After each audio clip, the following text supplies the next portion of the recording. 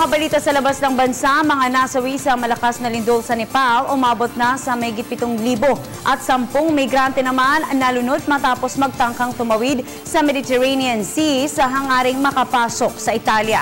Itong mga globalita ng aming kasama si Edwin Eusebio. 4 pang mga tao ang naligtas mula sa mga guhong gusali dulot ng nakakasindak Nepal. Kabilang sa nailigtas ang 100 taong gulang na lalaki. Ayon sa mga otoridad, natagpuan ng matanda sa Kathmandu. Sa ulat ng mga rescuers, 3 pang mga survivors ang nahugot mula sa mga debris o guhong gusali sa dako ng Sindo Palchok District sa Northeast Kathmandu. Gayunman, sinabi ng mga opisyalis na 8 araw matapos ang malakas na lindol, ang pag-asa na makahanap pa ng mga nakaligtas ay mabilis nang naglalaho. Libo-libo pang mga taong nawawala, kabilang na ang may 1,000 mga turistang Europeans sa Nepal. 10 pang mga migrante ang nangalunod sa Mediterranean Sea malapit sa baybayin ng Libya. Ito ay sa nakalipas.